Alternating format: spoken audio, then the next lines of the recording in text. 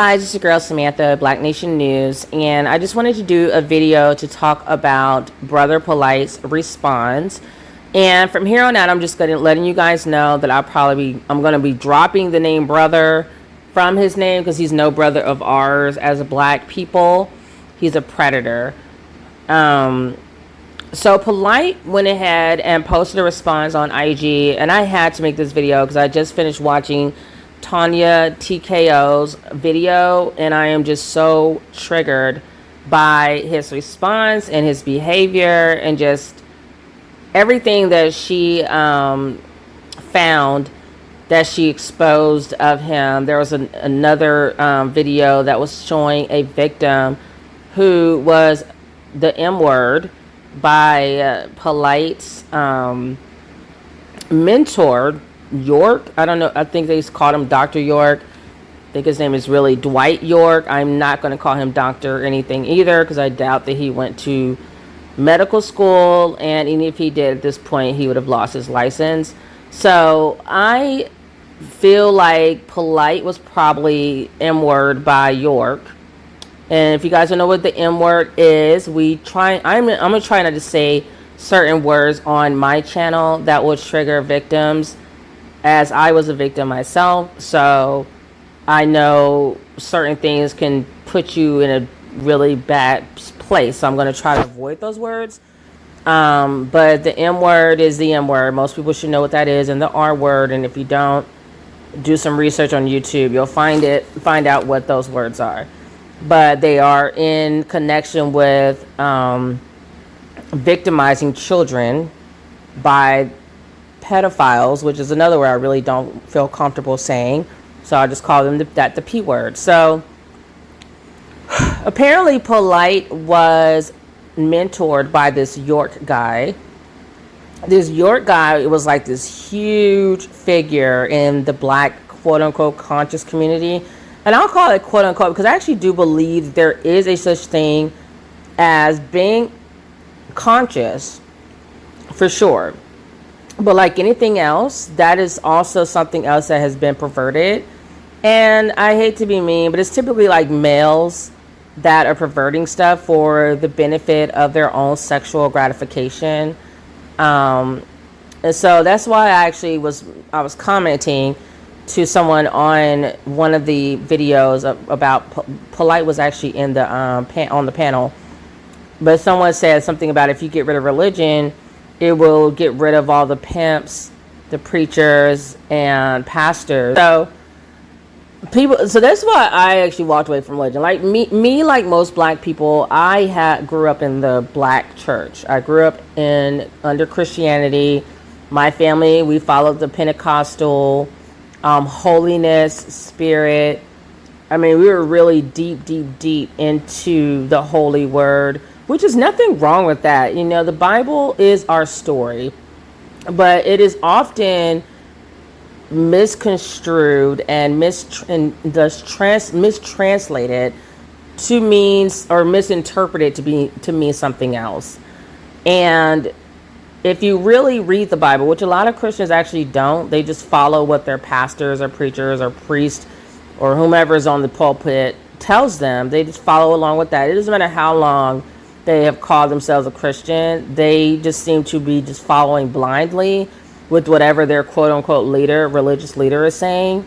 And when I see something like that, I call that a cult. Like, you should be able to be a free-thinking person. It doesn't matter what activity or group that you're partaking in. So I found that, I remember when I was a young girl, my grandmother actually taught us that we were not to question God. And I actually don't question God, but the quote unquote pastor is not God. So I remember, like, if I asked my grandmother questions like, why would God do this? Why would God let this happen? And my grandmother would be like, you can't question God. Hush your mouth. You're not supposed to question God. But it seemed like it kind of even would often be extended to mortals, like regular human beings who were claiming to be like following this calling and being prophets and having this extra connection to God. And it wasn't until I got a lot older. I remember my dad, like, he really never went to church, and he would say tell me that I don't need to go to church to have a relationship with God. And I thought that was like an excuse he was using because he just didn't like church. Because trust me, like, it's weird because, like, children just know. And I think people who are of good mind and spirit, they just know when something feels off. And for me, religion always felt wrong. It always felt off. Like, I wouldn't say wrong, but it was kind of wrong to me. I didn't understand the Jesus stuff. Like, why is this white, blonde hair, blue-eyed guy in this picture? Why are there 3 Holy Trinity things going on when God said he doesn't want anyone else to be worshipped except him? He's the only God. Even Jesus said he's the only God. So even as a child, like, it always felt uncomfortable to me to go to church. I never understood what they were talking about as a child. I never could really feel it in my soul that what I was being taught in the church was correct. And I remember as an adult, I felt like I'm going to always go back to the church because I felt like that's what a good Christian woman should do, is once I have children, I'm definitely going to raise them up in the church. But by the time I had my kids, I mean, we were struggling. Like, I went to church, but it always felt forced. You know, it always felt like I was forcing myself to do this. And, like, I remember just having, like, chest pains, just, like, anxiety. I felt like a force was, like, pushing down on my chest, like this pressure to just be doing something that I just did not agree with. It did not come naturally. So I'm just telling you guys all this because eventually I walked away from the church altogether. When Trayvon Martin was murdered, I just felt like I could not reconcile with, when I became conscious, I just couldn't reconcile with the religion of the black church with my new conscious ideology and my new conscious community that I was becoming a part of. But even as I was becoming a part of the conscious community, I always told myself I will not allow this to become like another religion for me. Like, I will still be a free thinker. I will still make my own choices, my lifestyle choices for myself and my children as it deems to be the most what do you call it? Like, the most following of God. Like, I wanted to always stay in strong connection with God and what he wanted from his people. And so I studied the Bible. I used to follow this one guy, Brother Yerushalayim, I think that was his name. And I was really sad to find out he stopped making his videos. I think he was probably threatened because he was speaking too much truth. But I really liked his videos, as how he, like, interpreted and told the truth about what the Bible really says. And I would research it. And it's crazy because the things we research is usually the truth. Things we don't research and we just take at face value is usually a lie. And so I would research some of the stuff he said just to see if the scriptures really said what he said, even though they obviously do. But I just was like, could not believe, just like I couldn't believe Hidden Colors because we've been lied to and brainwashed for so long. I couldn't believe what he was saying was true, but it was. And so that's when I definitely have always had a really strong connection to God. And I think that's why a lot of things with the black church just never made sense to me. And now as an adult, I see a lot of things coming out about so many pastors there's so many black pastors being predators. They're bad. They're sexual predators. And I want to say, they are adulterers. They do a lot of cheating on their wives. They do a lot of breaking of the 10 commandments. And there's actually way more commandments than that.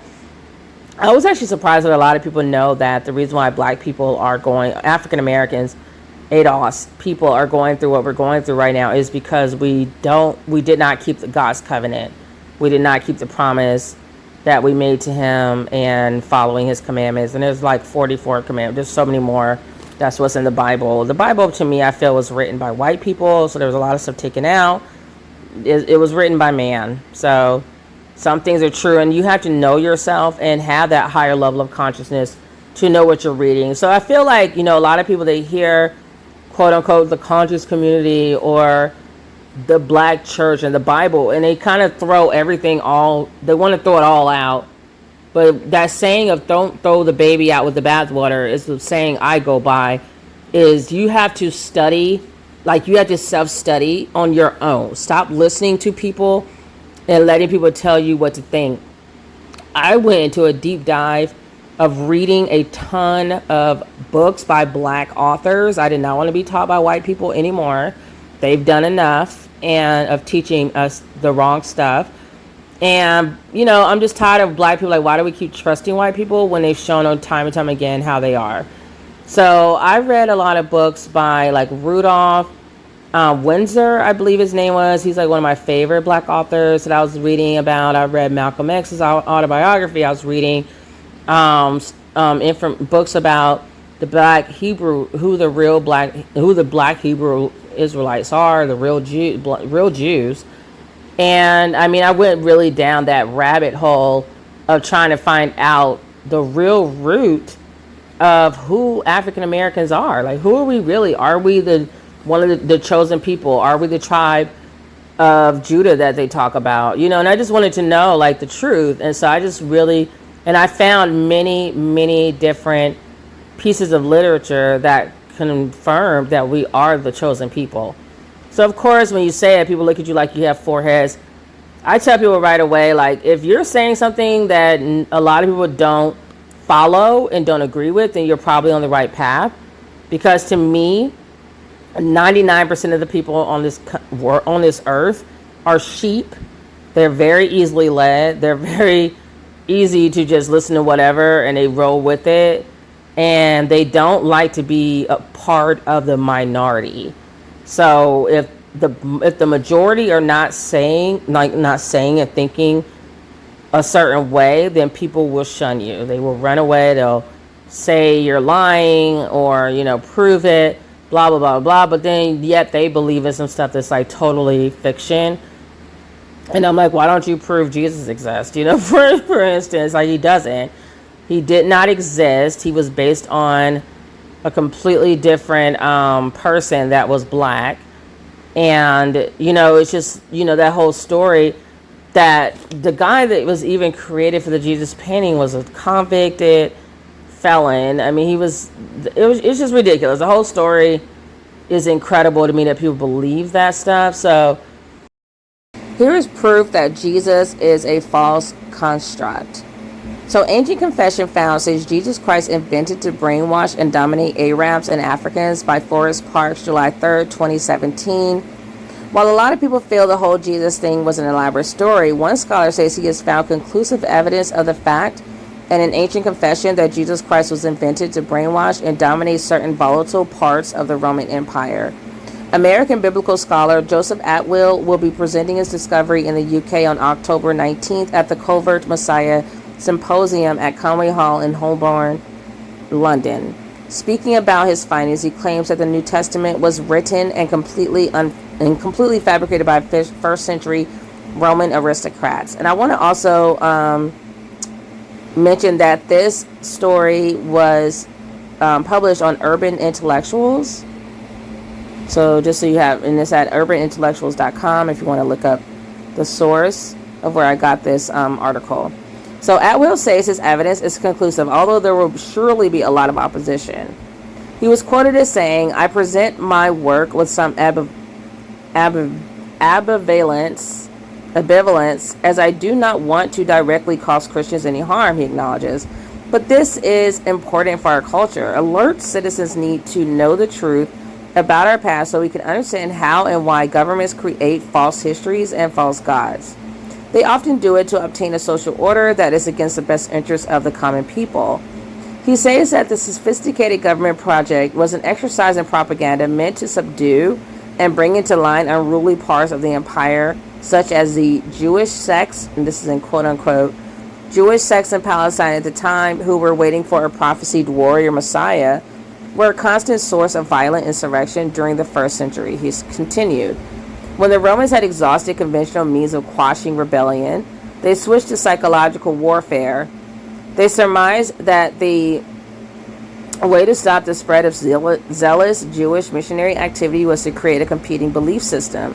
That's when the quote-unquote peaceful Messiah story was invented. Instead of inspiring warfare, this Messiah urged turn the other cheek pacifism and encouraged Jews to give onto Caesar and pay their taxes to Rome. He says Jesus was not based on a real person from history, and that in fact he may be the quote unquote, in fact he may be the only fictional character in literature whose entire life story can be traced to other sources. Once those sources are all laid bare, there's simply nothing left.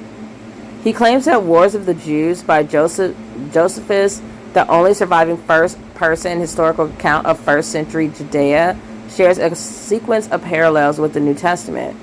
Although it's been recognized by Christian scholars for centuries that the prophecies of Jesus appear to be fulfilled by what Josephus wrote about in the First Jewish-Roman War, I was seeing dozens more. What seems to have eluded many scholars is that the sequence of events and locations of Jesus' ministry are more or less the same as the sequence of events and locations of the military campaign of Emperor Titus Flavius as described by Josephus. This is clear evidence of a deliberately constructed pattern. The biography of Jesus is actually constructed tip to stern on prior stories, but especially on the biography of a Roman Caesar. Many of the parallels are conceptual or poetic, so they aren't all immediately obvious. After all, the authors did not want the average believer to see what they were doing, but they did want the alert reader to see it. An educated Roman in the ruling class would probably have recognized the literary game being played.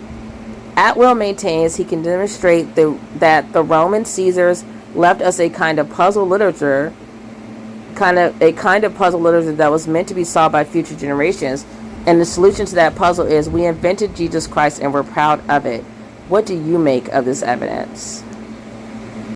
You just have to do your research. So the reason you're probably wondering why is she talking about this, but I'm talking about it because Brother Polight, or Polight really, and I hate even calling him that, Michael Nuwaupian is his real name. So Nuwaupian is this guy who has been a predator, I believe, for years. And it's interesting because I really don't follow him. Like I said, I did not like him from the very beginning, because I didn't like all that polygamy stuff. I wasn't buying into it.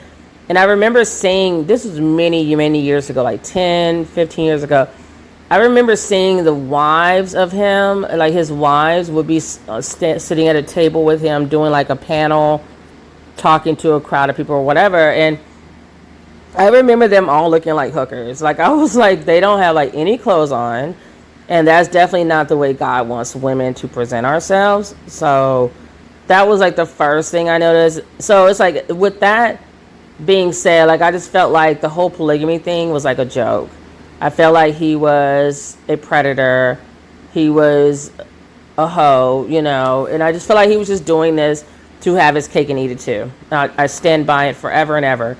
And it's funny because now that all this is coming out, I'm reading and learning that a lot of people were calling him like a pimp, And it's funny because that's what I saw when I was talking about him on my last video and I was doing research on him.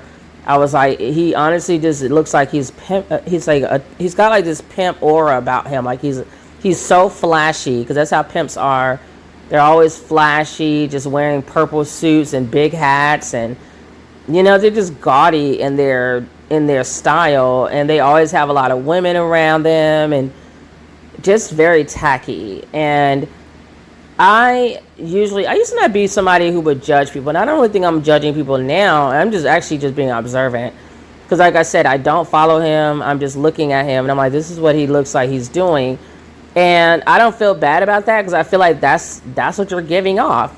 First impressions are lasting impressions, and I feel like that's a problem with the Black community, is that we don't have a lot of accountability. We don't have standards. We want it to be anything goes. I don't know how you can build a strong, united like nation if you don't have a code of conduct. If you don't have a code to follow. And people be like trying to hate on me and saying like, oh, you're being conservative, you're being this, you're being that. No, there's standards, period. There's just standards to follow. Speaking of standards, there's another video with Phil that just came out that I wanted to talk about, as far as like Black women's standards. But there's standards, and those standards have been around since the beginning of time. I don't know why people are trying to throw them. I mean, I do know why people are trying to throw them by the wayside and get rid of them now. But if you're already a broken community, how are you tearing stuff up like you have it like that? Like you just have everything figured out, because you don't.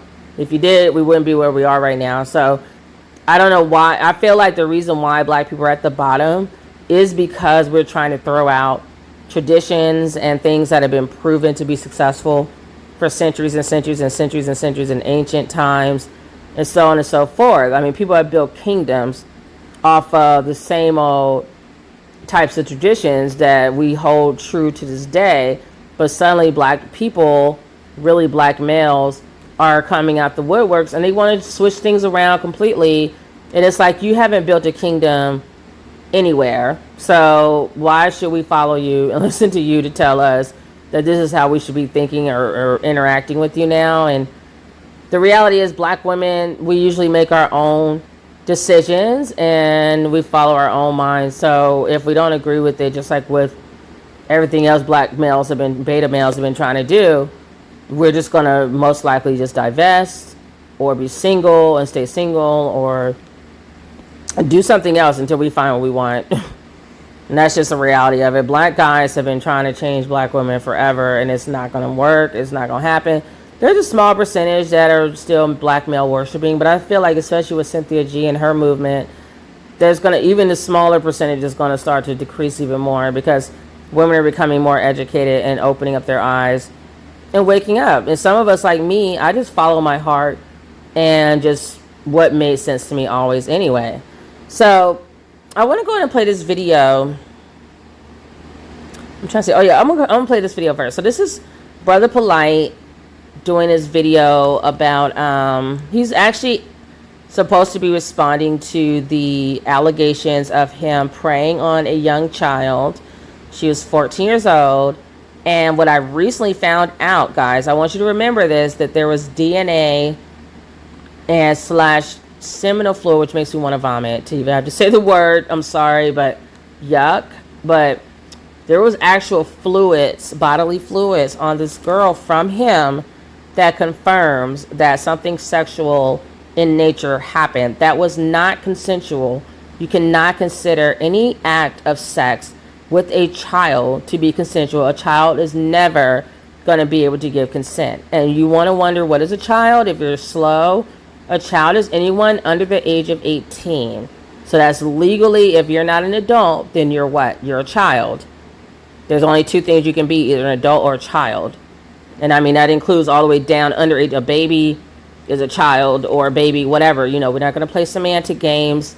You know what I mean? You know what a child is. And if you're sitting here questioning what is a child, then you're probably also a predator. So we're going to go ahead and play this, and I'm going to offer my commentary while he's talking, because there were some things that triggered me and were really bothersome to me that he was saying. So I'm going to be pausing and giving my comments as I break down what he's talking about in this video. And there's another video behind this where he's actually interviewing a victim. That video, the second video, is 11 years old, guys. So keep that in mind as well. And I want to give a warning for sexual victims such as myself. It is hard to watch. It was triggering. It may make you want to throw up. It may make you feel depressed, like go back into a bad mental state. So I want to put that warning out there before I play both of these videos, because they're really hard to watch and they're very bothersome, very disturbing. So let me go ahead and jump into it. You wait, introspect on later on. That's what we do. This Rolls Royce Diaries. So I'm talking in the order in which I choose. So let's get back to it. Let's get back to action. Rolls Royce Diaries. Here's another thing. You know, you pray. Okay, so you already know, if you know me, you already know what I'm about to say. First issue I have is someone who claims to be a quote-unquote leader of the black community. Why are you always uplifting the non-black community's items and brands and brand names like Rolls Royce Diaries? Like, how can anyone who claims to be pro-black or lover of black people, a supporter of uplifting and empowering black people, how can they ever take you seriously? Rain, but you get mad when you get the mud. When you are a child, you have certain ambitions and goals, and as you get older and older, they start to dissipate. First they grow and then they dissipate. Once you start becoming an adult, reality sets in. You got to work real hard to get to the point where you want to be at. You notice he's got his pimp hat on and his bright, flashy, gaudy glasses on.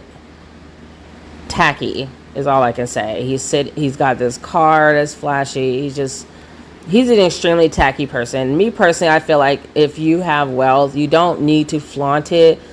I feel like majority of people who really are truly wealthy don't flaunt their wealth. They don't want people to know they're wealthy, and plus they're just probably used to having things, and so they're not going to act like they're new money. You know, like even when you look at Trump, you can tell he's not truly like wealthy like that. Like he wants you to believe because he's so tacky about putting his name on everything. Everything's gold, and he wants everyone to know how much money he has. And when people are like that, it's just to me, it's just this big, red, glaring sign that says I am not what I'm trying to give off and make it seem.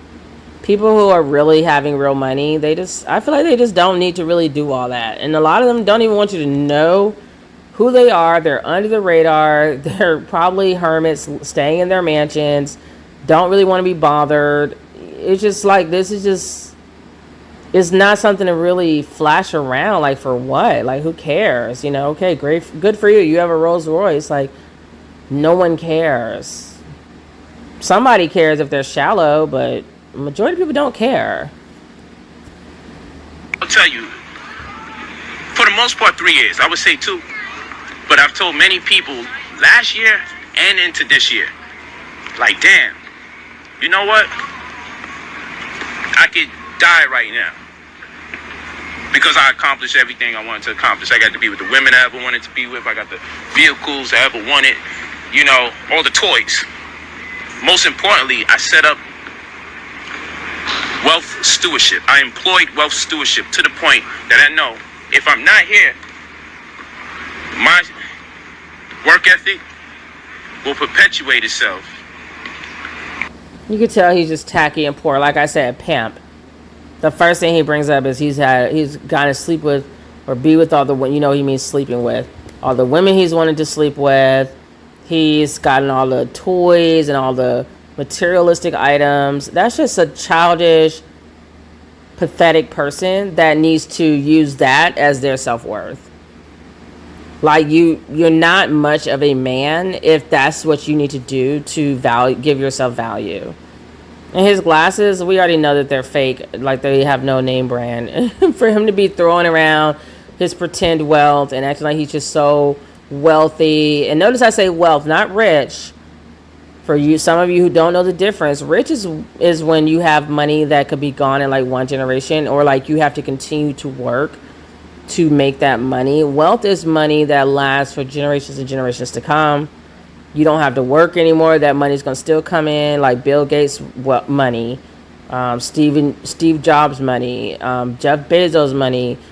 These are people who have money, Elon Musk money. Like, those are people who, even if they died tomorrow, their money would just continue. Like, I'm pretty sure they have trust and they have property. They have so many things. They have companies that are creating products. Like, Steve Jobs passed away. We're still using iPhones. They didn't go anywhere. His wife inherited that company. So that's wealth. Being rich is when you die, your money usually goes with you because you're working for someone. Like, athletes are just rich. You know, unless they do something significant with their money and invest it in something and set up trust and all that, they're just rich. That's why you have athletes who, once they retire, within a few months, they are poor. Because it's like, if you don't have a way for your money to keep making you money, especially when you're asleep, so you don't have to be working to make a dollar, then you're definitely not wealthy.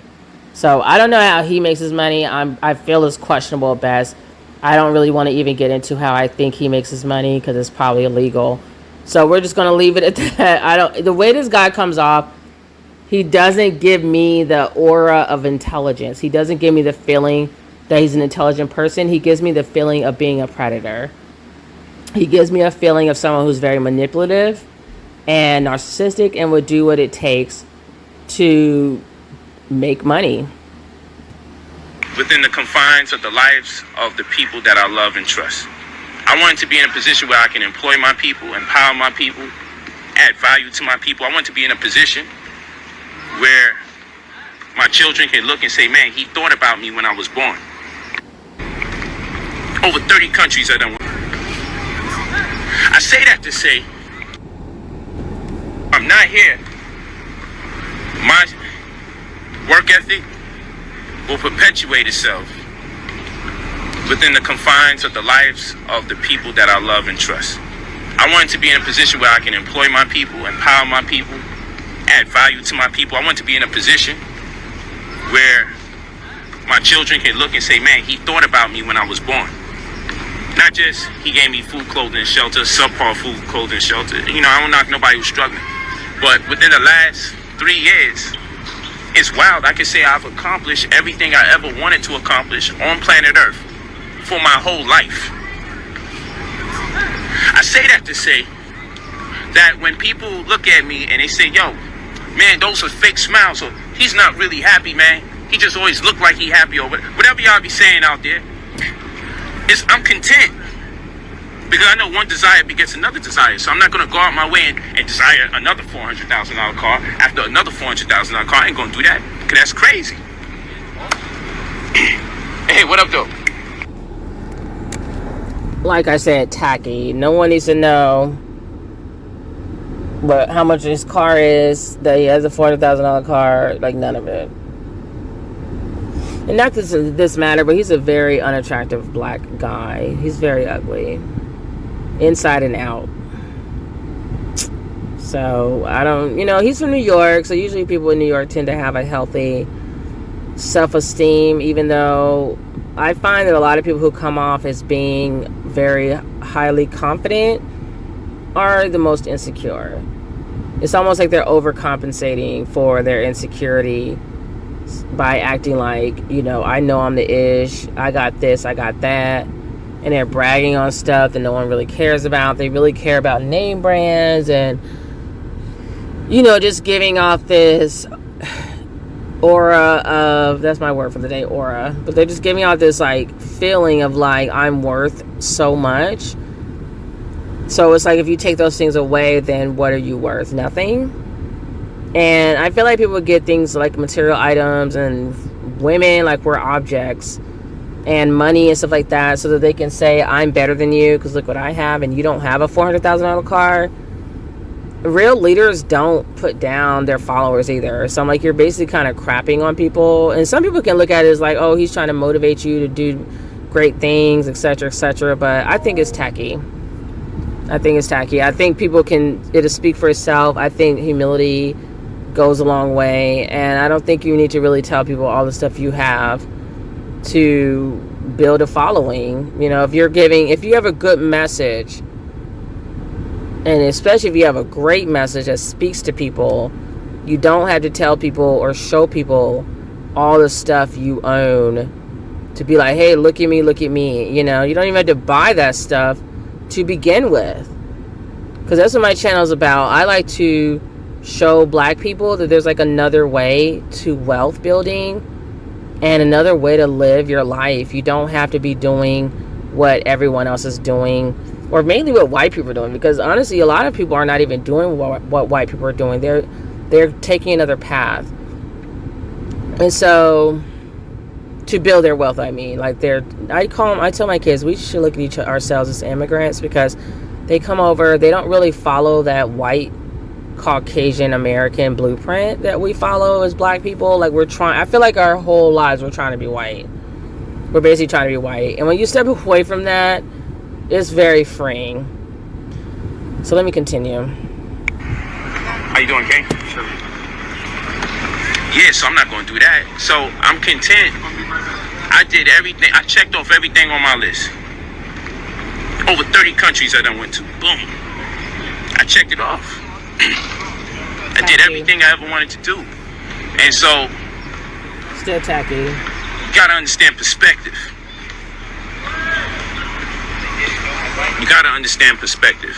You know what I'm saying? That we live in a world that if someone... The crazy thing to me is I'm wondering, like, what does this have to do with the allegations that have been brought against him? And like I said, there has been, like, from what I've heard, there is like hardcore evidence that these allegations are true. So what is him talking about all his material items and all the quote unquote women he's had, like we're like something to conquer or obtain?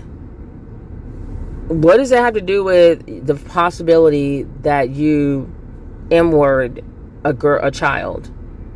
That you're possibly a P-word? I don't know what your $400,000 car has to do with that.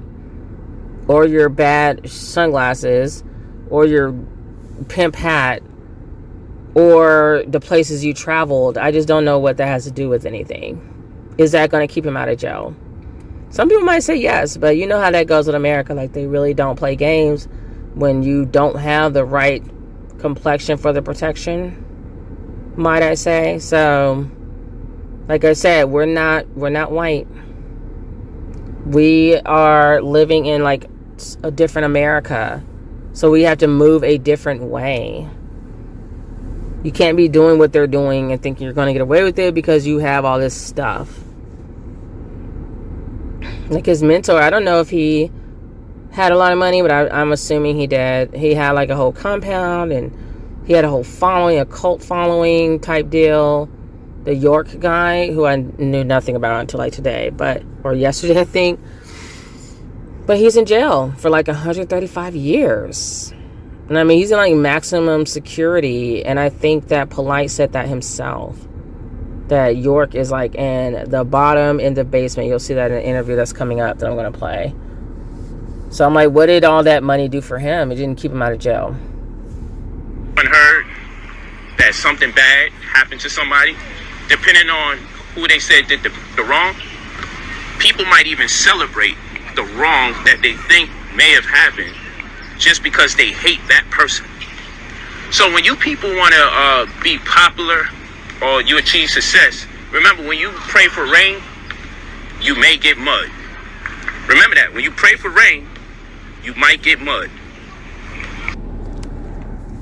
Again, he's not the most intelligent person. One, he's saying popular is popular. So you're not even speaking properly. And then two, how would I get mud instead of rain? Does mud come out of the sky? He could have said hell. He could have said sleet. He could have said something else that made sense. Like, he could have said drought. You prayed for rain and you got a drought. You got nothing. Like they're having in California and on the West Coast, in the western part of the country right now. But he said mud. And I'm like, what? That's not even a good analogy. And people are following this guy. Like, how much talking did he do and people thought this was like intelligent, coming from an intelligent person? Real talk. And what I mean by that is, there's the pros and the cons to success. Sometimes you could be so popular that, like, look, when you're popular and you do nothing but good and you contribute all sorts of positivity, change people's lives, add value to them, make them money, guess what? Nobody reaches out to you. He's basically trying to list what he considers to be positive things about him to refute the fact of what the allegations are. He's trying to build up his credibility to say, hey, look at all the good stuff I've done.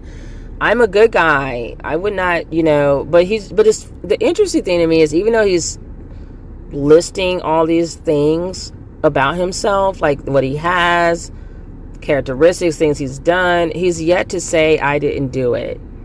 I'm innocent. I would not do that. He hasn't said that yet. He is a classic case narcissistic. Point blank, period. Everything about him reminds me of my ex. Like the way he looks into the camera, the way he deflects, the way he's basically trying to become a victim himself. He's trying to victimize himself with this video saying, they don't care about all the good things I do. They just, time I do one bad thing. Well, it's a pretty big bad thing. And honestly, predators of this type, they're typically not just having one victim. Because most people, as you know, when people are dating, they have a type, whether it's tall, dark, and handsome, a brunette or blondes, whatever. If you like children, you like children. So chances are she's not the only child he's done this with. I don't think people just wake up one day and decide, I'm going to be attracted to children all of a sudden. And this guy is so full of himself with all these women everywhere. He just seems like he just is very entitled, Phil. He just seems like a very entitled black guy who's used to living in a black male worshiping culture, as Cynthia G would call it. I just don't see himself denying himself. I don't see himself denying himself of what he wants. I just don't. I mean, the audacity he had, because from what I heard about the story, he basically asked the mother if he could take her daughter to this club, I think. And I really need to get to the details because I can't believe the mother would say yes to that. But that's neither here nor there. Even if she say yes, that's probably poor judgment on her part. But that doesn't mean that what he did is okay. Ever. There's never a reason. Like, for one, he shouldn't have been taking her to a club anyway. But he shouldn't even have asked for the mother to have to say no. 2, the club was closed, so why are you now taking her to a hotel? Can I get an interview? But if someone hears something egregious about you, suddenly everyone knows how to contact you to get a story. That's the world in which we live. So we have enough people in the building right now. We had about 3,500 people. And money can't get you to heaven. Hey, let's talk about this crazy talk too. So people say, hey, God is punishing me. That's why my father died. And I'm dealing with this crazy scenario. God is doing that. So when Nipsey got shot in his head, that was God's plan because he got something special going for him. I didn't say that. That's what people say. His family say this. When Kobe Bryant died in a helicopter, they said, man, God had a special plan, took him and his daughter because he knows he loved his daughter so much. He's comparing himself to people who actually were doing things for the black community and or just being an excellent father. When Nipsey Hussle was murdered, he was known as this black leader that people didn't even know. People didn't even, like, he was so incredible. People didn't even know all the shit he was doing before he was murdered. That's why people carried it a different way with his murder. Because he was actually doing real things for black people that white people would not want us to usually see us do. I just heard a story on Lisa Cabrera's channel where she was talking about how black people actually came up with more money, like millions of dollars, and more, the highest bid than everybody else who wasn't black. And to get they were trying to buy this building that was in a predominantly black area. It was a known like black, I think it was like a mall in LA that black people went to, and they wanted to purchase this building so they can continue to like have like black owned businesses in there and do just making different moves, you know what I'm saying, like own some land, some commercial property, have it be black owned. And the city, if that was who was selling it, I can't remember who was selling it, but they gave it to like a Russian. So first of all, it was somebody that most likely was not even American, most likely from another damn country altogether, did not live in this country. No one knows what they're going to do with the property. No one, and I'm telling you, black people right now, I don't care what they do with it, do not spend your money there. Y'all need to learn how to move like chess, not checkers. Don't spend your money with that clown, like whatever they do with that building. I wouldn't have nothing to do with it. I would act like that building does not exist. And if y'all could come up with that kind of money, speaking to people that came up with the millions of dollars to buy that property, like use it to do something else. Go buy some land somewhere else, or go buy another building and continue with what you planned on doing. Don't waste it and squander this opportunity, because it's really rare that black people come together and can pull some money together. It's sad to say, but it is. It's like we should be doing better, but we don't. It's like we just struggle to like unite. And I'm tired of coming up with white supremacist excuses like, oh, white supremacy did it. That was a long time ago. Yes, they're still clowns. We know how they are. How long are we going to let them defeat us? How long are they going to be the excuse we use for why we don't build for ourselves, for our own people, for our children, for our future of our race?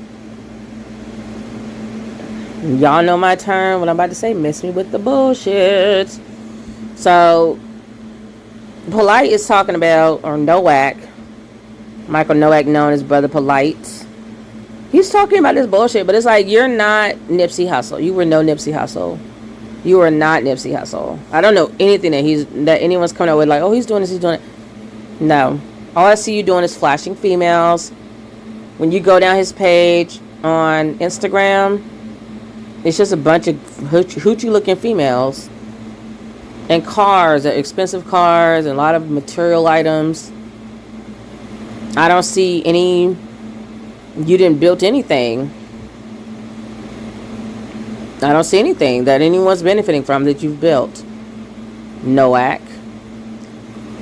And then he brings up... when Kobe Bryant died in a helicopter. That's his name, Kobe Bryant. I could not think of his name to save my life. I remembered his daughter's name, Gianna, because I actually love that name. I was actually going to name my child that name if I had a girl. I heard it once on TV on like one of these baby stories I used to watch, and I was like, oh my gosh, I just like fell in love with that name. But I wouldn't have chosen it at the end, even though I love it, because it's like not really a African name or African American name. Not that I know of. It sounds like Italian or something. And I just try to stay true to my roots. But yeah, but like with Kobe Bryant, when he passed away with his daughter, he was being a really good father. Now, he did do some sins. Hold on a second. He did have some of his own problems, so, you know, people probably say what they say. I didn't really hear much about any of that, like whatever he's saying people say about him, about Kobe Bryant, as far as like, because I don't know how you can explain why his daughter's gone, you know. So if people could say, okay, it's karma for him, maybe, or maybe they just feel like, oh, he loved her, that was probably his favorite child. I don't know much about it. I don't really follow him. I don't follow celebrities, guys. I have a life, so too busy making moves. I don't have time to follow celebrities. I'm following my God, and I need to build for the black community and raise my kids and build up kings. And I got real things going on, but, you know, I didn't even try to like analyze why that happened. I had no clue why it happened. I was really devastated, kind of shocked and devastated. It just came out of nowhere. And I was actually kind of sad because I did feel like he was building.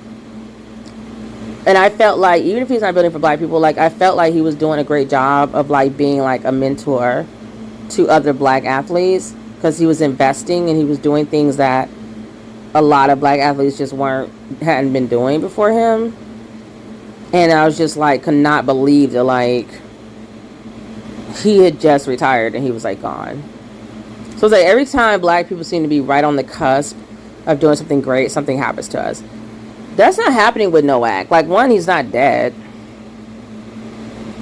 So, two, he's committed a crime. And I mean, just like when Kobe Bryant was accused of, the white woman that accused Bryant of sexual misconduct. I don't remember people like, you know, people just gonna call you out on your stuff. Like, that'd be anybody. Like, if you do something crazy, they gonna call you out. And it is what it is. Grow up and deal with it. Don't do the stupid stuff if you don't want to be dealing with it. Don't do the bad stuff to children, Nowak, if you don't want people to call you out on your BS. That's anyone. Anyone should be facing that judgment. You don't get to sweep it under the carpet and act like you didn't do anything. Especially when you're harming innocent people with your children. There ain't nothing that little girl could have done that would say she deserved to have him do what he did to her. She's 14. She's a child. Nothing she could have done. I don't care if she was wearing underwear all around him and doing whatever. I don't care what she was doing. She is a child. She's a minor. She's a child. I'd say it again for people who like missed that the first time. She's a kid. She's a child. I just can't fathom it. Like, the time I turned 18, like, I wasn't thinking about dudes that were under 18. And I was 18. You automatically become jailbait. Time I turn 18, I don't want you. I don't want nothing to do with you. You are a kid to me.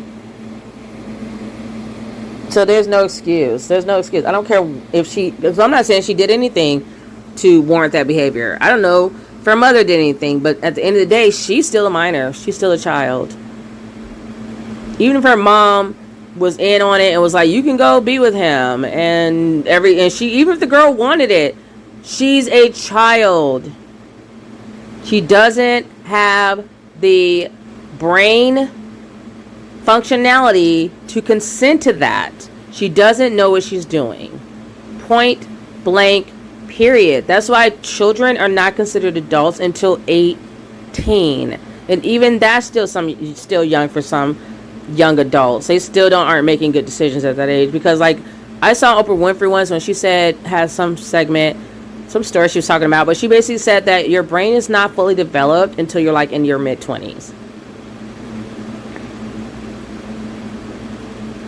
So if you are 14, because I know I was a 14-year-old girl once, a teenage girl, I didn't know some of the things I did back then. I was like, I can't believe I thought that was okay. I didn't know any better. You think you're grown. It's like, that's what kids are. That's what kids do. They think they're grown. That don't mean you get to be stupid and act like you don't know any better, because you do. You're an adult. That's why you're held to a higher standard. And I know that's a 4-letter word in the black community, but we need to get real comfortable with that word, because I'm not letting that word go. I'm telling every black person who has standards, don't let it go, because I'm tired of us not having no kind of code. Like, you got R. Kelly, you got all these nasty people, and people just try to look I'm not looking the other way. I haven't been able to look at Chris Brown the same since he put hands on Rihanna. And I can't tell you how many people are coming out trying to say, like, Rihanna did this, Rihanna did that. I don't care what she did. I don't care if she slapped the shit out of him. Like, I really don't care what she did. He is a whole grown ass man. And that's a problem, is like, we're raising boys to be little bitches. We're not raising men. Because real men don't need to put their hands on a woman, period. Not to control her, not to do nothing. A real man will get a woman to listen to him and command attention without touching her. He don't even have to raise his voice. That's how real men move. We haven't seen real men in the black community in a while. That's why nobody knows what the fuck it looks like. A lot of y'all grew up with no man in the house. You grew up with no man in your life. Nowhere. You ain't had no grandfather, no father, no nothing. No uncles, nothing. Most you probably had was your mom's degenerate boyfriends teaching you the wrong stuff, doing the wrong stuff. You don't trust guys. You don't know what to look for in a man. So you're excusing a lot of stuff. You're allowing a lot of things that aren't to be allowed, and you're just sounding crazy. I'm not going to change my standards or my viewpoints. I don't care what people say. I'm just not going to do it. Because I already know I'm following the right doctrine. Like, I know I'm doing the right things. It's never okay to hit a woman. I've raised all my sons to know this. They don't even play hit me. Time they're little and they're toddlers or whatever, and they want to play fight. You don't play fight with mommy. It starts like that young. I'm teaching them already. You don't put your hands on a woman or a girl, ever. Ever. I can't think of one thing people can come up to me where I would be like, oh yeah, that's okay. No, it's not okay. It's just not. Because women are not as strong as men. Now, it's a different story, of course, if it's a grown woman hitting my child. But even if that was happening, like, I would handle that bitch. I'm a firm believer that you need to deal with your peers. And that's it. Like, if you are coming for my child, I'm going to come for you. If it's a man who's having a problem, you need to go get your man to deal with him. I'm not going to fight you. I'm a woman. If a child wants to get into a fight, it needs to be another child that child's fighting. It shouldn't be an adult. You shouldn't have no grown-ass person trying to fight a child. This stuff to me is common sense. If it's one gender, genders only fight other genders. Their own gender. They don't go fighting. Like, boys are not going to hit girls. Men should not be hitting women because you are the stronger protector. So you have all these muscles. It's not to dominate, to like show your physical prowess against a woman. That's weak. And one thing I've always noticed, guys that hit women are always cowards. They're the same guys that will not even dare try to go up against another man. Cowards. Just like this clown right here is a predator. So, Kobe, him bringing up Kobe Bryant and his daughter, that's low and is sickening. And him bringing up Nipsey Hussle, the way he's talking about Nipsey Hussle, like, shut up. Ew, like, I'm trying not to cuss. This clown, like, I cannot stand him. I never liked him before, and now I completely detest him.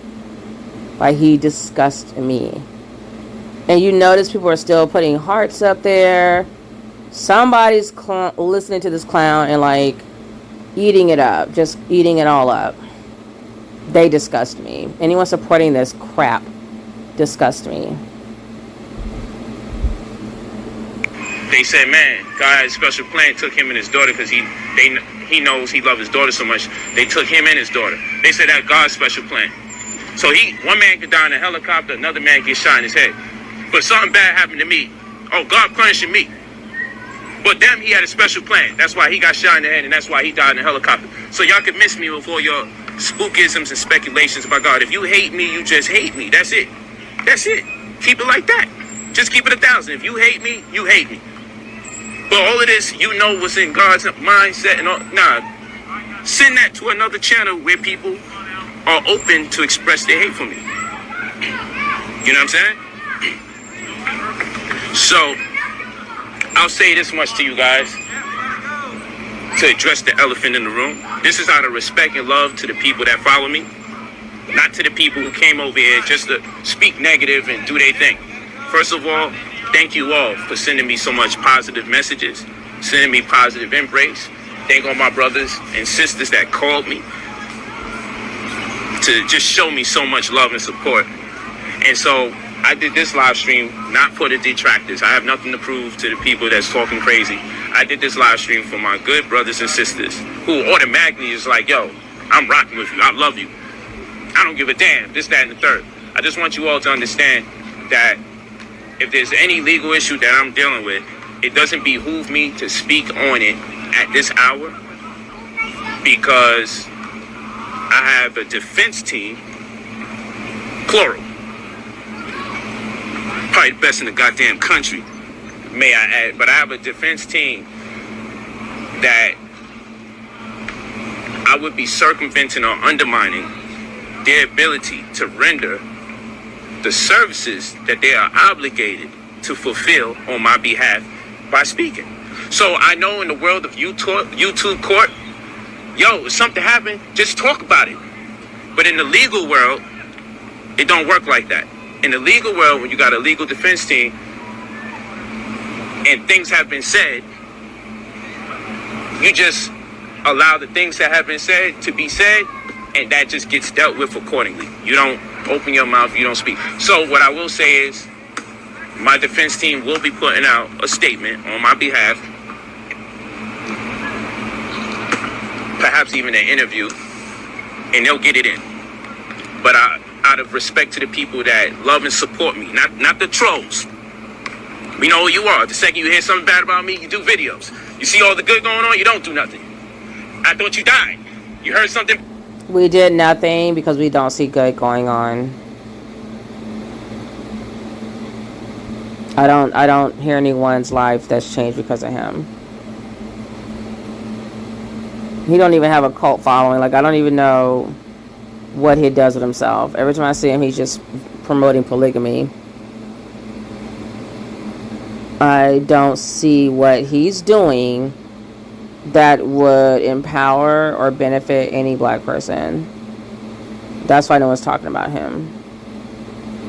People are talking about you now because you're in the news for doing some sick stuff. That's why we're talking about you. Otherwise, we still wouldn't be talking about you because you're not worthy to be talked about. Ain't nothing to talk about. You're nothing. You're doing nothing. I'm like, oh, they resurrected. They're alive. You think they're watching you because they're concerned with you. You think they're watching you. You think those views you getting, oh man, they love what I'm doing. Start talking about yourself again and see how many people listen to you. When you talk about me, they listen to you. It gotta really fucking hurt. You hate me, but you know what? You need me because you monetize those shit. We don't need him. We don't need him. Just like I follow any other news, he's just news. He's news of the week, and then he's gonna disappear, and it's gonna be something else that's breaking news or top line news, headline news. No one needs Nuwaupian. He's going to disappear like his mentor, and nobody's going to think about him again. Because I have a feeling there's going to be more females that's going to come out. Now that this broke itself open, wide open, there always seems to be more to come out of hiding to say he did this to me too. And I mean real people, not paid people like in the Cosby situation. Because Cosby, he was doing some stuff, but it's just such a different situation. One, they weren't minors. Two, it's like the 70s. Everybody was doing drugs. In the 70s, it's like, come on. Give me a break. These women are still drug addicts, and they're trying to act like people are just...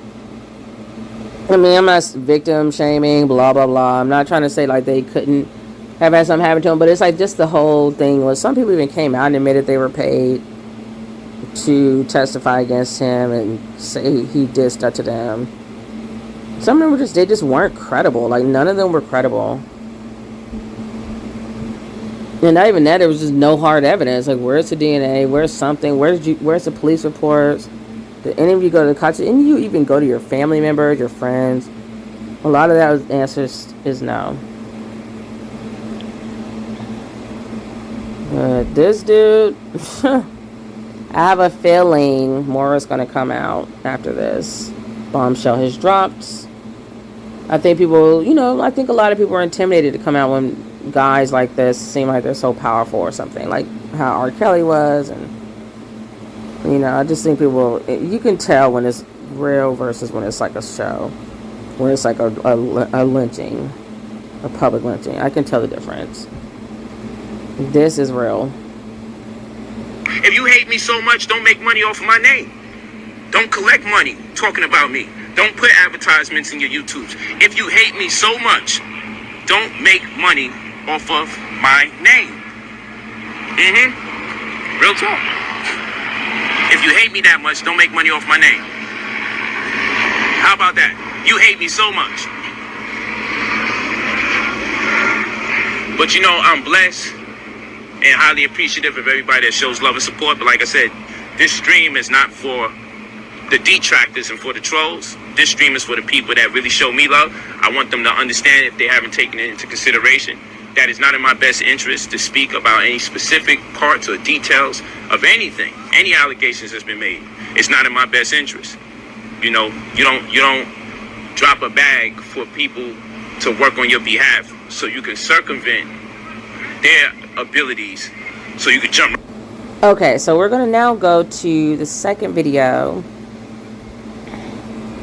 And Polight was interviewing a victim of his mentors. So his mentor is Mr. York. I think someone said that he was a doctor. I don't know. But this is someone I knew nothing about until like 2 days ago. Because, of course, if I don't follow Nuwaupian, I really don't care who his mentor is. But here's his victim, and I was really angry about the way that he's dealing with this victim of York's. He was sexually assaulted by York, the brother in the green shirt. And I wanted to break down a few things myself while I look at this video when I was watching it on Tanya TKO's. Just noticing some things that she wasn't pointing out that I felt needed to be pointed out and were a bit problematic, and just some things I want people to pay attention to. So again, if you feel like you're going to be triggered, please don't watch it. Don't listen to it, because it's definitely going to be talking about some topics that's going to be like hard to listen to. It's hard even for me, but I feel like this topic needs to be discussed, because I've learned over my time as an adult that when you keep secrets, you're protecting the predator, because that predator is really counting on you not talking, not telling on them. That's why they like to threaten and say, like, if you tell anyone, your family's we're gonna break up, I'm gonna go to jail, you're gonna break up your whole family, you're gonna have to go to a foster home, your mom's gonna be sad, or if you tell anybody, I'm gonna kill your whole family. You know, they have to threaten you. And it's like, if you're not doing anything wrong, why would you be going to jail? Why would you be going to prison? Because I just recently heard another story. I hear them all the time. I watch IDTV, and like 99% of those cases are women and girls being sexually assaulted. And this one victim, who was a child when it happened to her, she was just saying the guy was like her mother's husband, her stepdad, was just like saying like, oh, if you do this, you'll put me in jail and my life will be over. You know, he's like that's my problem. How about if you are doing something that you could go to prison for, you shouldn't be doing it. I think even kids know that. So how stupid do you sound trying to tell me to keep my mouth shut so you don't go to prison as you continue to hurt me? Make it make sense. I don't even know what the word is for that, because that's not Stockholm Syndrome. It's just ridiculous. Like, why am I protecting you when you're the one that's supposed to be protecting me? You're the adult. You're my dad figure in this situation. And you are hurting me in the most horrible way. In the most horrible way short of killing me. Like, you're violating me and harming me in such a terrible, vile way. And you're the one person, the main person supposed to be protecting me. But you want me to protect you instead. That is narcissism. I'm truly the victim, but you have somehow been able to transfer this around and turn this around to make yourself be full of victimhood. It's angering, to say the least. It's makes me see red. I'm just livid when I think, like, I'm just so mad about the whole thing. I'm happy that Nowak's mentor York is under the jail. I wish all of those predators would go to jail for the rest of their lives, or prison. I know the difference. Federal prison, jail is usually like a local holding place until they put you in prison, like once you go to trial. But I feel like victims never get over the violation that happened to them. So why should the predators get out and still have a life? And as I recently heard a law enforcement officer say, a woman, she said from her experience, these are serial predators. Like, they never stop. Because like I said earlier, when people have a type, they have a type. If your type is a 12-year-old child, it's not going to change. Like, it's most likely going to continue to be a 12-year-old child. It's going to always be a kid. If that's what you're into, that's what you're into. Like, if you like black men, you're going to keep dating black men. Whether you're white, Asian, whatever the hell you are, if that's your preference, that's your preference. I feel like that's how it is with predators. If that's their quote-unquote preference, which is sick as fuck, but if that's their preference, then that's their preference. So why are you letting them out of prison knowing that this is what they're attracted to? You think they're going to stop? Just all of a sudden think, oh, now I'm now attracted to grown women all of a sudden? Even though I'm being like 40 years old, touching children all this time, now suddenly I'm fixed because I've been in jail, possibly getting the R word the whole time in jail and getting even more corrupted. Now I'm out. Am I really about to become a decent human of society? What's the chances of that? Because we could say, like, okay, not to say it won't ever happen, but if it did, it would be a really small percentage, like the minority for sure, that would manage to live the rest of their lives and not do something bad ever again to a child. But even if they didn't, to me, it's like, why do they get to still have a life? Because that victim, that child, doesn't have one anymore. I don't care how old you are, you never get over it. You never get over it. When you close your eyes, you see it. When you have children, it affects your relationships with them. When you, everything you do, every movie, every show, every topic, just never goes away. It haunts you forever, and it wasn't even your fault. You were so little. Like, how could you have stopped that?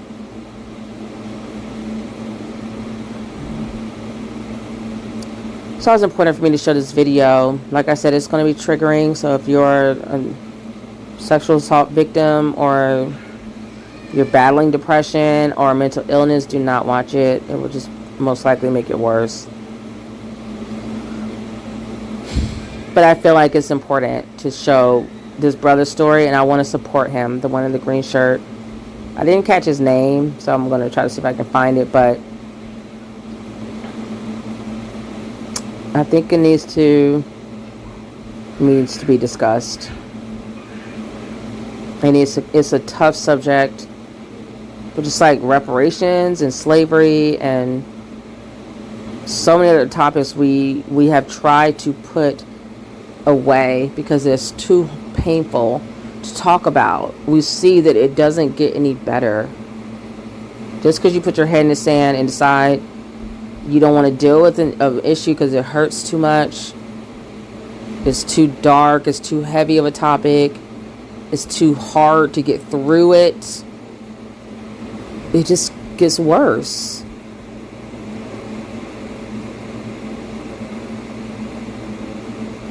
At some point you just had to say, you know what, we gotta have this conversation. You gotta say we have to have this conversation. It sucks, but we gotta sit down and talk. We have to make this a national, really uncomfortable conversation. It needs to happen. And I feel like someone said, like, once you start talking about things, the stronger you become. Like, you realize, okay, I'm helping others, and I talked about it and I didn't die. I'm still here. And what is that saying? What doesn't kill you makes you stronger. It makes you stronger. Every time I tell my story of any type of abuse I've had to endure in my life, it makes me stronger. It makes me the victor that takes back my power. So I'm no longer a victim. I was a victim once. I will not allow myself to be victimized again. And that is not to say that I am victim shaming anyone who ends up in a bad situation again. I have been victimized on different occasions. It happens. But don't let that define you, and don't let that person own you forever. You deserve to get some of your life back. You deserve it. God brought you here. You have a purpose. And if that's just to tell your story, then so be it. Somebody needs to hear it. There's a little girl out there, a little boy out there. Is alone, doesn't know who to talk to. Like, he may turn on YouTube, or she may turn on YouTube, and your voice may be the one thing that gets them to say, you know what, no more, not today. I'm going to have the strength to tell someone, because you're not alone. You're not alone. Your predator wants you to stay silent. I'm here to tell you that I'm almost 40 years old, and it happened to me. I was harmed by my uncle. And you guys know I just got out of a narcissistic, abusive relationship. But I'm still here. I'm still here, and I'm not going anywhere. And not only am I not going anywhere, but I'm going to continue to rise. And I'm going to continue to speak out for victims of abuse and for people who struggle with mental illness, because these are real things. And I don't feel weak for having these things that have happened to me in my life. They've shaped me and molded me to be the person I am today. They've made me stronger. Because if you look back and you say, if I can deal with this, I can get through anything. See, I learned a long time ago, the people who are silent about their pain or they don't know how to ask for help, they're not the strong ones. The people who are strong are the ones who have the courage to speak up and say, I can't do this by myself.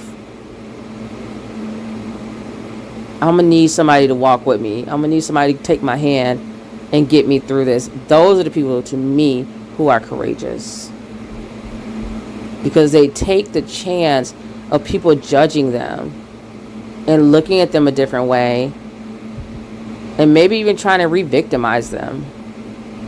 But when you're speaking out and you're speaking your truth, what you're saying is, no more. No more.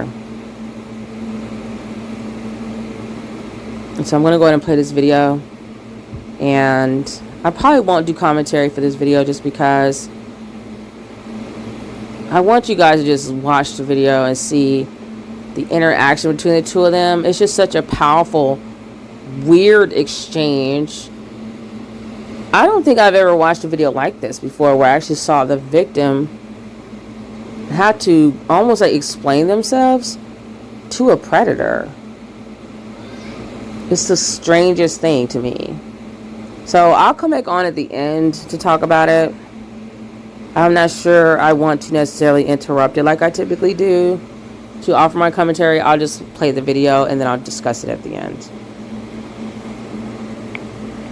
Speaking on behalf of the children or the people that had to testify or that testified. Had to testify based on what that he did do something to them.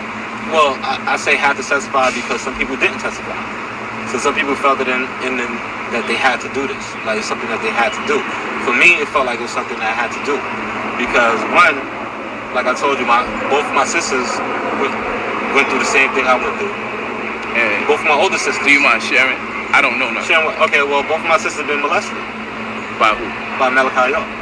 By Pops, Barbara, you know, Esau, Mom Esau, whatever. You know, he has sex with them. And At what ages? At what ages? I mean, you know, if you want to get the accurate number, you can ask them. Around what age? You know, I mean, 13, 14, 7, 8.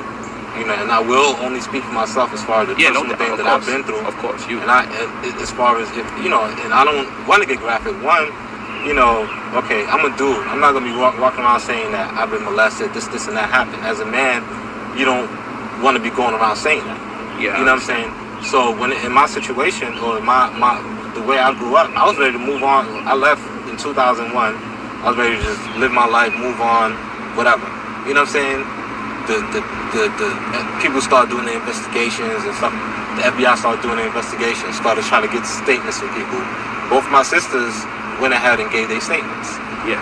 I still had nothing to do with it. No statement, no nothing. When I realized, okay, they're about to go to court. You know, and I went through the same thing that they went through. Like, I'm my mother's only son. You know what I'm saying? So, I'm the man of the family. You know what I'm saying? My sisters were going to stand up for themselves, and I'm, you know what I'm saying? So, I was like, okay, well, and then that's when I gave my statement, and that's when I decided that, you know, that I was going to go ahead and do it. Nobody wants to see they family go get locked away. So I really understand how hard it is for people that's deeply involved in it also. And people got to understand, I was born and raised in it too. So I understand from inside out also what it feels like not to have this person around still giving leadership. You know, so it's not no stranger, no random person that's saying, oh, this happened. I mean, this stuff, like, I was 7 years old. You know what I'm saying? I was upstate New York after Brooklyn. You know, I was upstate New York when he first, you know, touched me or whatever, molested, you know. And so from 7 to 14, 7 years that I went through this, you know what I'm saying? And that's my story.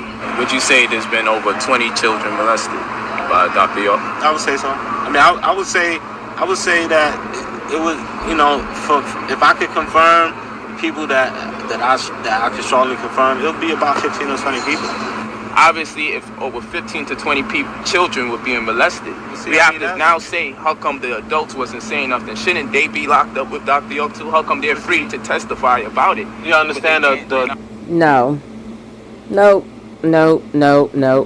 So you can tell he's a predator because he's making excuses for his mentor, for another predator. It wasn't the parents. Most parents are not going to know because kids are not going to tell their parents for so many reasons. One, they're scared. They're children. They're little. They don't know what their parents are going to think. This is new to them. They know nothing about this situation. This is being basically introduced to them at way too early of an age. So a lot of times parents are not even going to know this is even occurring. They're going to usually have their child being left with an adult that they trust. Trust is the magic word here. So if you're holding yourself in this high esteem, this high regard, like you're a man of God and you're this and you're that, people, if they're following you, they obviously believe your crap. So that's another thing. Like, kids are going to wonder, like, will they even believe me? I know a lot of religious people who are psycho about their religion. They're very loyal to it. So if a kid came and said, like, hey, the pastor has been doing this to me, they would probably... I've heard stories where kids have gotten slapped in the mouth. Like, the parents just didn't believe them just that much. They were just, like, thinking it was blasphemy. Maybe their kid is lying. They don't like going to church, or they don't like something that they don't want to have to wear their tight shoes to Sunday school anymore. You know, they just don't take them seriously because they're kids. A lot of kids know that, like, they're not going to be believed over a person of God, quote unquote. The adults were separated from their children. You know, so you had the girls in one house, the boys in one house, the women in one place, the brothers in one place. You know, everybody was separated. So it wasn't no house with a family, and then you could recognize when your child.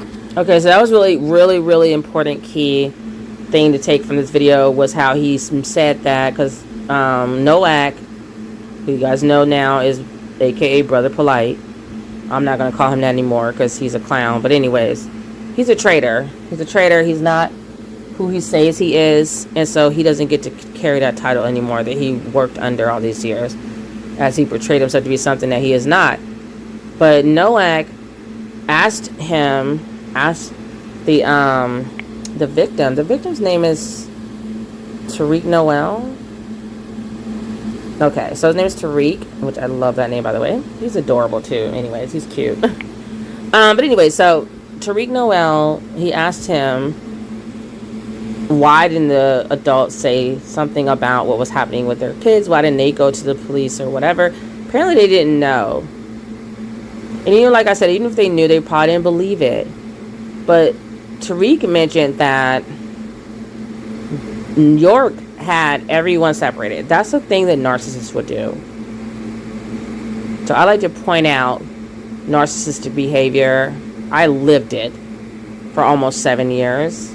And I grew up under a narcissistic mother. My parent, my mother, the person who gave life to me, who gave birth to me, is a narcissist as well. So I've been basically surrounded by narcissists my entire life. Did not realize it until I was like in my 30s. And I vowed to speak out against it. I think it's an extremely, extremely dangerous personality disorder. It's very abusive. Whether it's coming from your parent or a lover, it's just a very, is a very traumatic experience to go through. And I also dated a narcissist while I was in the military, so it kind of just, my whole life, just like I said, been around him all my life. And the way I deal with them is I usually just block them out. But this York guy was definitely a narcissist. I could just tell just by the way he moved. because that's kind of strange that you would separate everybody. And the way narcissists are, they like to keep everyone separate so they can do their dirt, and like the left hand doesn't know what the right hand is doing, and vice versa. So that's very genius of York to think to do that, to manipulate them into doing that, to say everyone has to be separate, because he probably was doing things to the wives as well. I've seen cults where the leader, quote unquote leader, would be screwing all the wives, they'd be harming the children, and they're telling the husbands this is the way it should be if you want to get closer to God, you know, just feeding them a bunch of crap. Like, you, especially like those guys in those Mormon religions, or like the ones that like do the polygamy, they're always kind of like trying to justify why they need to take on all the wives and have all the wives for the women for themselves, and why they're marrying the young girls and touching the boys. It's just too much. So I mean, you really don't know if the parents were just like so brainwashed that they thought they were doing the right thing, you know. So yeah. Go on.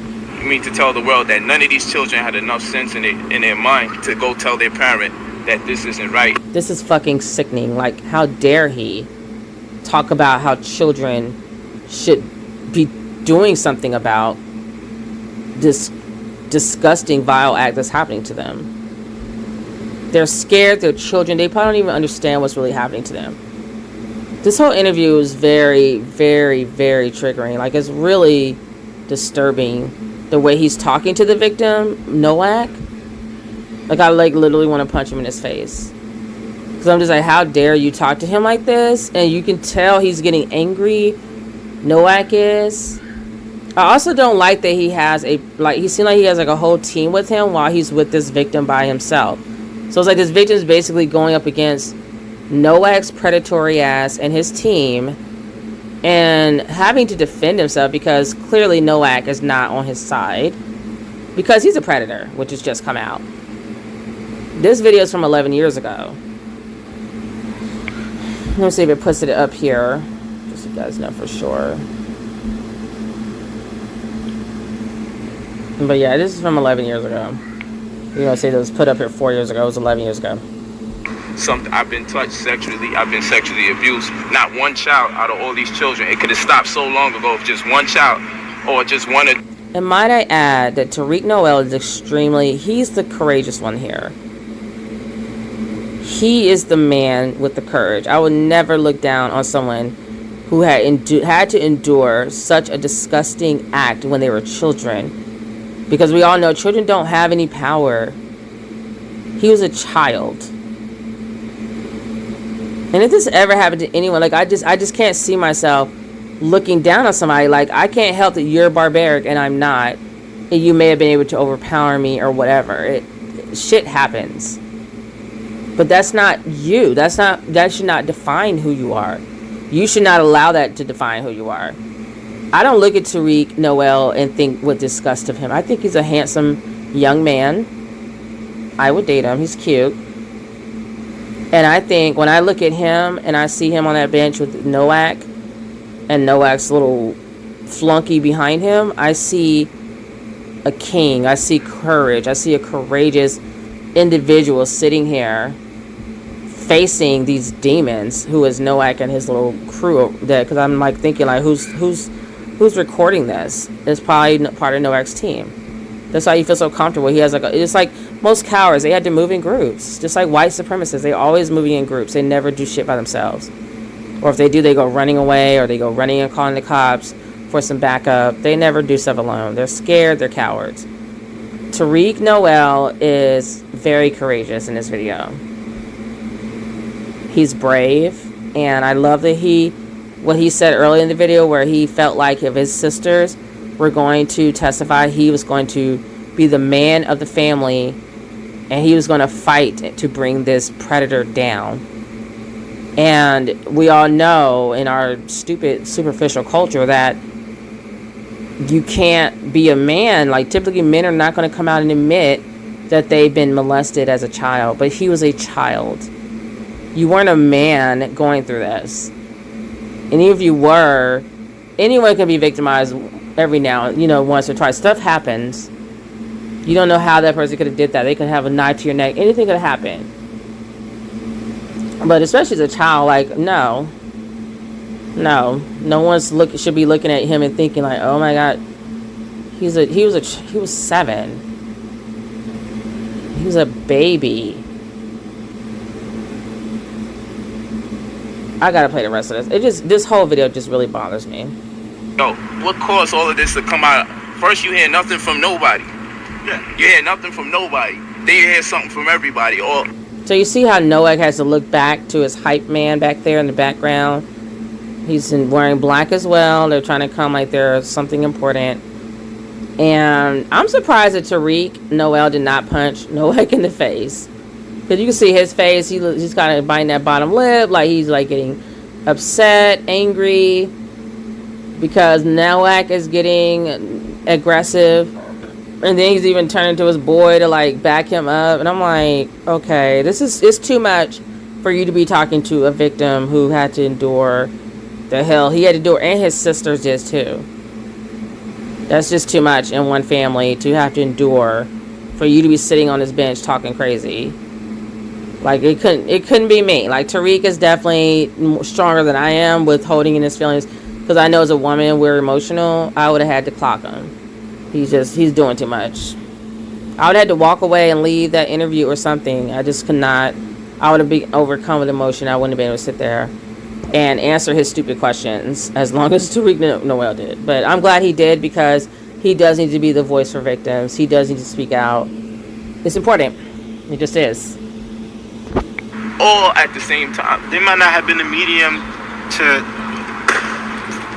talk to anybody about the situation. Not even their parents. I mean, that's why, of course. I could have told my mother. We chose not to. It's not that I chose not to. To really explain it would really take a lot. But I mean, you're not really yourself when you're not, you know what I'm saying? You ain't got no esteem. You know what I'm saying? You ain't got no. You know what I'm saying? You can't even face, like, my mother had to, when she found out from my sister and she came to me and asked me about it, and I still really couldn't even tell her. I had to say, well, I had sex with the girl and he was there. And that was my way of... Okay, so I want to stop right there. Hold on. So this is where Tanya TKO, I think, misunderstood what Tariq Noel was saying just now when he said he had to tell his mother. Like, his sisters told his mother what was happening to them with York, what York had done to them, the predator had done to his sisters. I don't know if they're little sisters, but his sisters. So his mother came to him wanting to know, did he touch you too? He said only way he could tell his mom, because how are you going to look in your mother's face and tell her this? Some people know, like, there's certain things you cannot tell your mother. It would kill her. It would destroy her. So you think, like, his two sisters have already come out and said these things happen. You think he wants to be her only son and be like, yes, mom, it happened to me too. You think he wants to be the person to tell her this?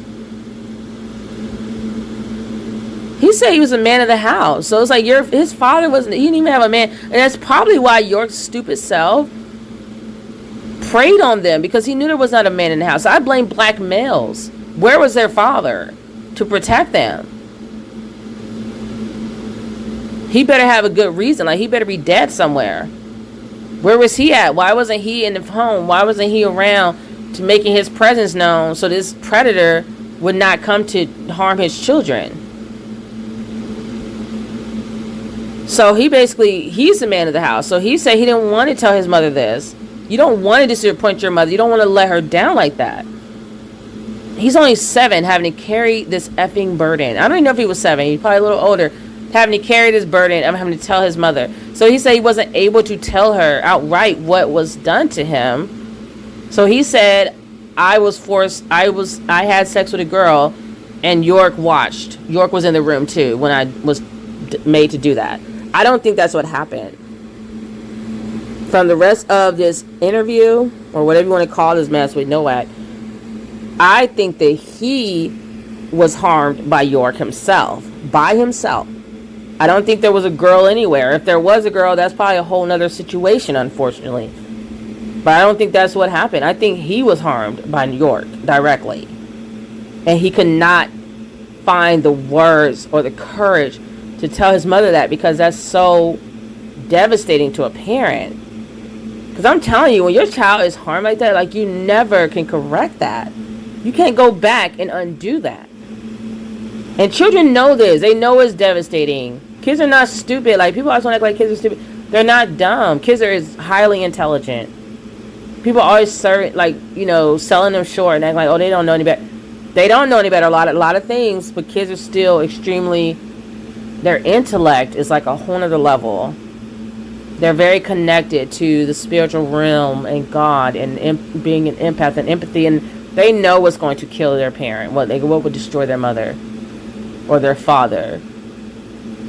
And so that's what I wanted to just give that distinction, because I really, when I was listening to Tonya TKO, I felt like she did not get what he was trying to say there, and it was really important to me to give that distinction of what he was truly trying to say had happened to him. But he was a victim, so it's like, it's hard to say the words. Like, yes, he did this to me. It's hard to say those words. It just is. And you don't really understand it unless you probably were a victim. You know, even if you're a predator, you definitely don't understand it, because look how Noah's acting like a whole predator right now on this bench. So, I feel like only victims really get it. They understand, like, I know what he was trying to say. I know what he was saying. I know what he was trying to say. I could completely interpret it and decipher it and translate it, and I understood it. I get it. I've seen so many abuse victims who couldn't find the words to tell on their abusers.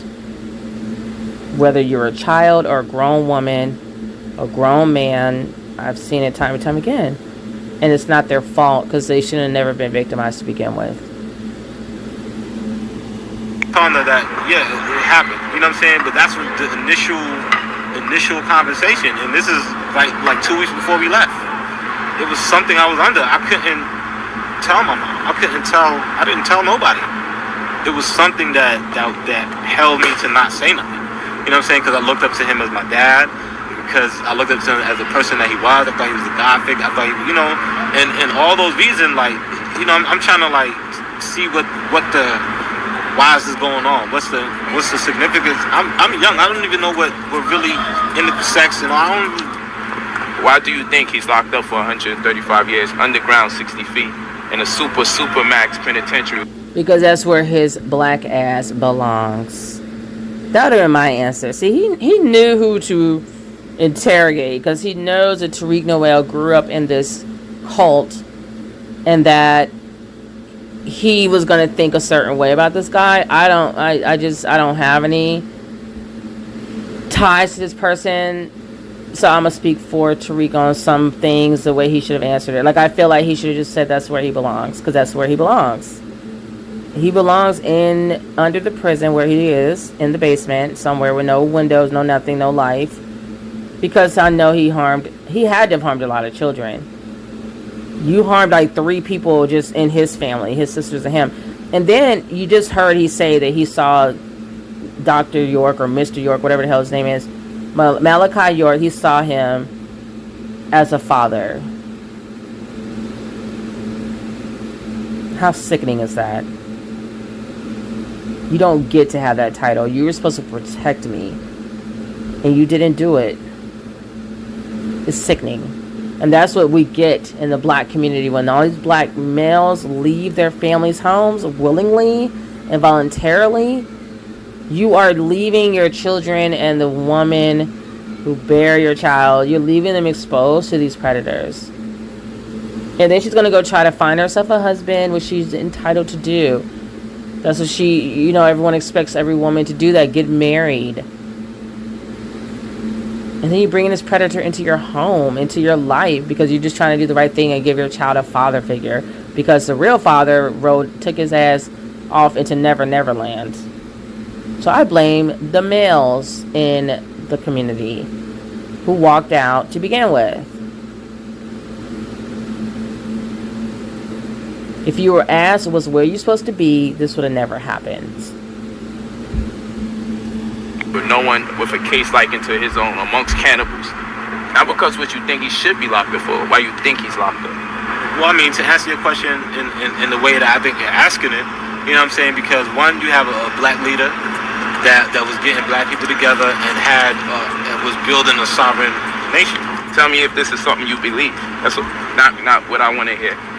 What do you personally believe, dealing with the facts of the matter? Not denying you of your experience, but based on what we all know, what is necessary to lock a person up when you accuse them of what I know from history is that whenever you have a black leader that's uplifting the people, that's doing something for the community, that's bringing people together, and that's building people and elevating people, then they get taken down. You know what I'm saying? And he wouldn't have been taken down, and he hasn't been taken down until they found something to take him down with. If he threw everything away by molesting kids, did he really care about everybody else? This is what I have to live with. I have to live with how do I come across the people that's in the knowledge and even vibe with them and talk to them on a regular level, and people looking at me one way. Nah, that's all good. I don't look at him one way. He's a god to me. I mean, I don't know anything else about his life. To me, he's a black god. He's endured a lot, and he's still here. He's standing, and he's telling his story publicly. He's going against his demon who's sitting across from him with all his little cronies, Noah's cronies over there. This man is he's strong. He's a victor in this story. Tariq Noel is. And he's very cute. If I haven't mentioned that. But I want to say really quickly, I don't like how Nowak is trying to force Tariq Noel to defend himself. I see in his face almost like he's having to be taken back to that childhood that was just completely tragic. He shouldn't have to go back to that dark place to talk to this demon. Maybe if he was doing something like a trial to get this other demon in jail, York, into prison, but to explain himself to this clown, I just don't feel like. I know that he doesn't have to do that. Nowak does not deserve to get to sit on the same bench as Tariq Noel and have this conversation. Noel does not owe him any explanation. That's what I want to say. He doesn't owe him a thing. I don't know how he got him to sit down with this interview. I feel like Tariq Noel, that's all he knew. And so he's still probably trying to make sense of a lot of things. He looks young. And it's you just want to hold him. He's just I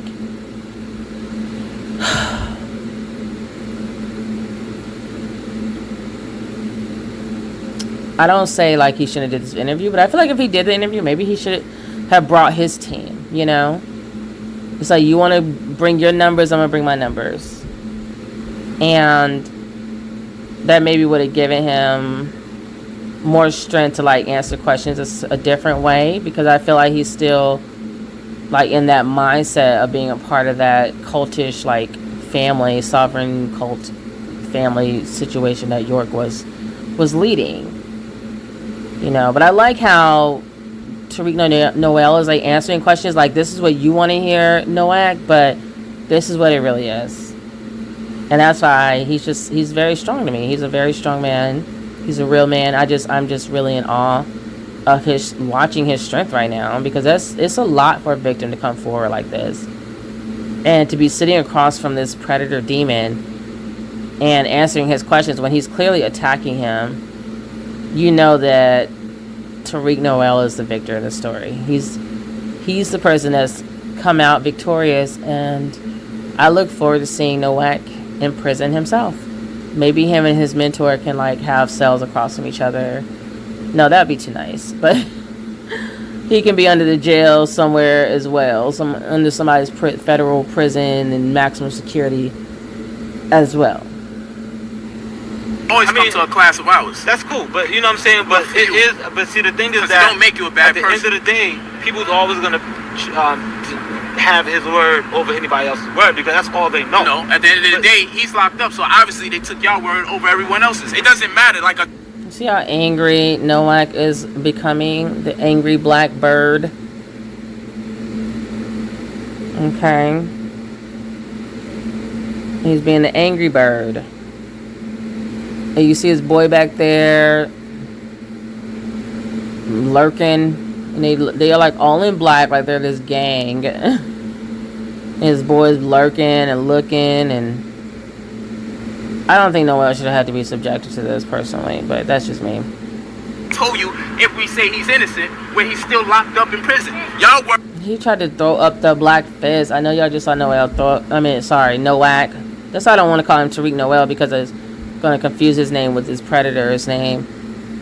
But I know you just saw Nowak throw up the black fist when he spoke of York. Negative. Boot him out of the black community.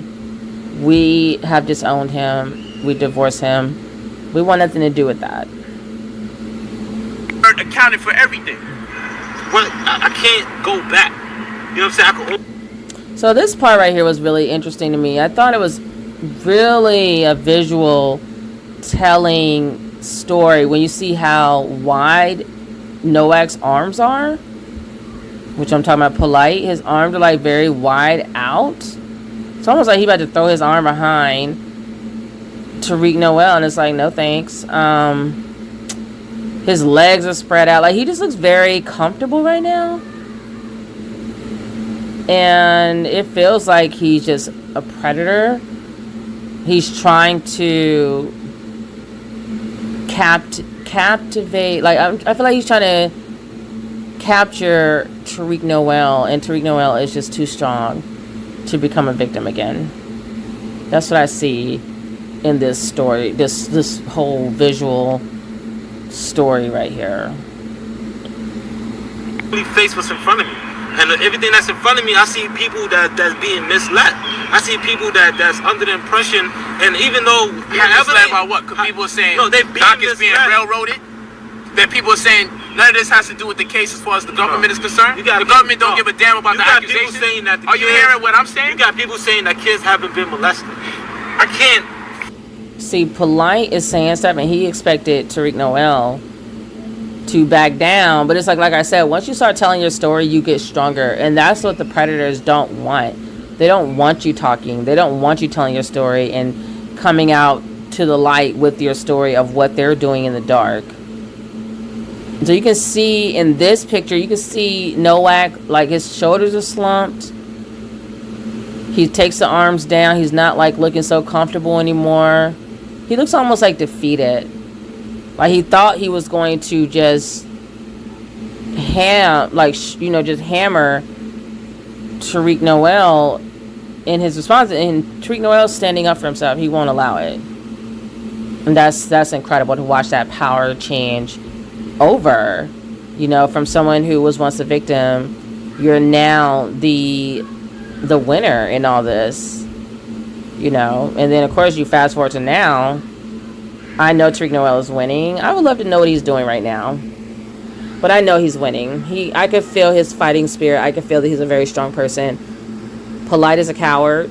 Most people that prey on children and women are cowards, and Polight's about to be in prison for the rest of his life. So Noel is winning, and I would love to just do a quick update, see how he's doing. I can't see what you're seeing. I can't see I know what happened to me. I know what he did. I know what kind of person he is. You know what I'm saying? So what kind of person he is? That's the question I want to ask you. What kind of person is Dr. I mean, you get what you see.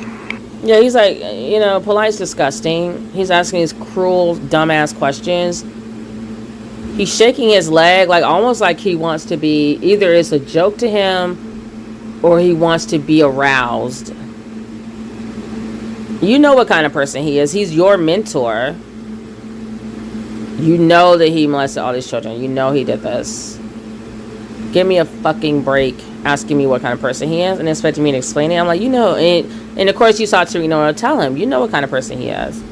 That's what I love about him. I love that fighting, brave, courageous spirit just powering out of him. Like, it's incredible to watch. You get what you see. Tell me, but who is he to what you? people didn't see is also. I asked about other people. I want to know about you. See, now Polight is trying to get over talk Tariq Noel because he sees like he's not a chump. He's not gonna let me just like out talk him or be loud with my little bass and my little voice. No, Tariq Noel is coming with that smoke, and Polight's coward ass wasn't ready for it.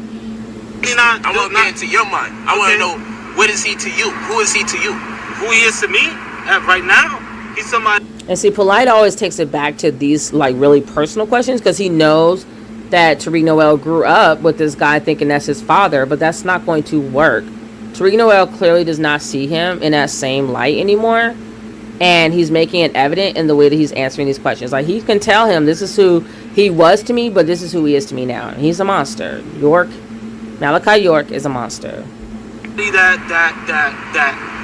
did a lot of things great, but had his flaws, and it didn't correct those flaws. And he had years and years and years to correct those flaws. He didn't correct those flaws. Now I came back, and now he's incarcerated. Should he be in there? Should he be out? Someone like him shouldn't be incarcerated if they uplifted the community and doing what he did. But if you're gonna do that, and on top of that, still do the wrong thing for years and years and years, then you definitely shouldn't be out on the streets. That's if I was the devil, the perfect devil is the one who's gonna be. This part right here is extremely powerful. Like right here, Tariq Noel is preaching. So I want y'all to listen to this really closely. This part made me think about this one thing where they say about the devil, but I'll say it after he's done.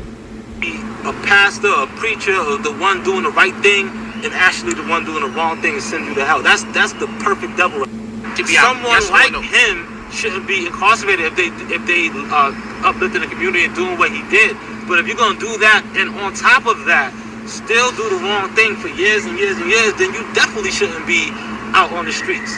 That's if I was the devil, the perfect devil is the one who's gonna be a pastor, a preacher, or the one doing the right thing, and actually the one doing the wrong thing and send you to hell. That's the perfect devil right there.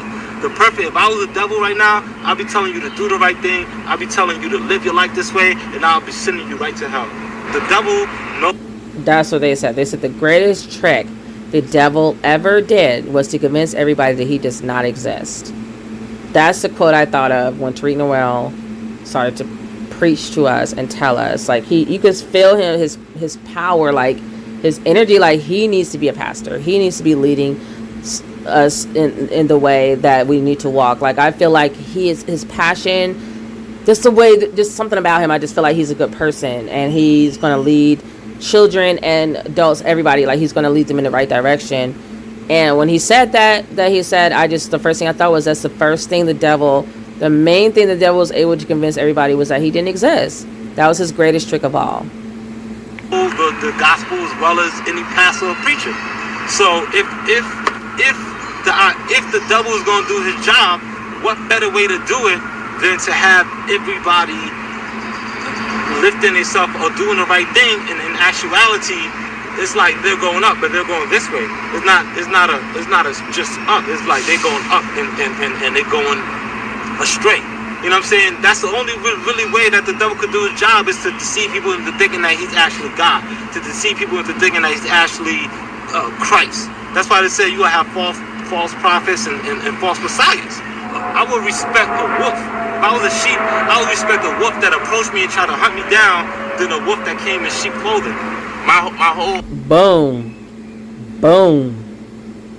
I love it. I love every bit of it. He said, I will respect a wolf who came after me and tried to hunt me down versus a wolf that tried to be nice because he came up to me in sheep's clothing. So he tried to cozy up to me like white people did when they first went to Africa, and they were talking about, we want to trade with you and be your friend, and we're missionaries, we want to preach the Bible and be evangelists and blah blah blah blah blah. And the next thing you know, they was throwing chains on us and snatching us away and human trafficking us and sex trafficking and everything. It's like cowards. That's what York is. He's a coward. That's what Polight is. He's a coward. You coming in sheep's clothing, pretending to be something that you're not, trying to be something that seems like that's not threatening, and then when I'm not looking, time I turn my head, you come in for the kill, and that's a coward. Argument in this whole situation is, should people be locked up based on what people believe?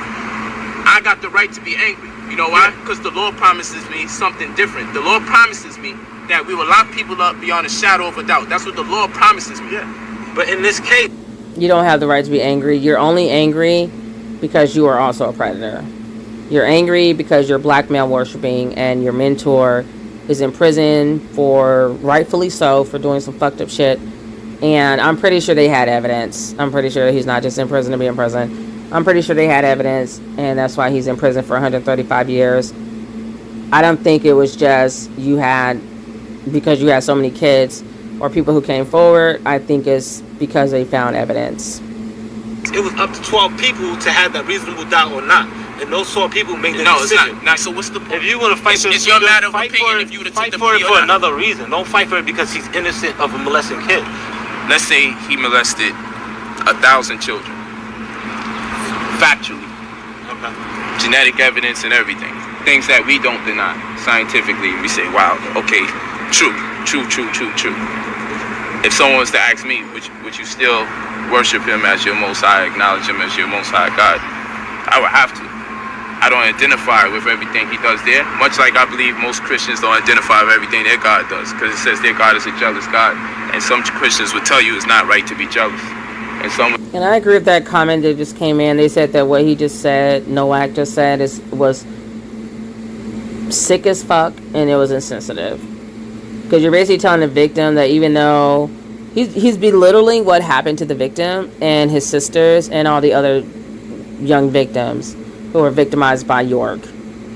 He basically saying it doesn't matter if it's 1,000 kids, Nuwaupian would still see him as the Most High, or this see him in his high esteem as this man of God or whatever, this leader, this black leader of this sovereign nation, this black leader of this community. And that's just really sick that you could still look at this person in that light or in that way, knowing what they've done. And then to say it to the very victim that he victimized is disgusting. It's highly insensitive. But that's how you know that Nuwaupian is a narcissist and a predator. He's also narcissistic and a predator because he doesn't have the empathy to see that what he's saying is going to crush his victim. He has no feelings about that at all. He's extremely insensitive. He doesn't think about that, because a normal person would not dare to say that in front of the victim. This idiot Nuwaupian just said it, didn't even bat an eyelash. He just didn't even blink an eye. It was like he was just saying, oh, it's going to rain tomorrow. Disgusting. Tell you that, they shouldn't be vengeful, but then the Bible tells you Most High is a vengeful God.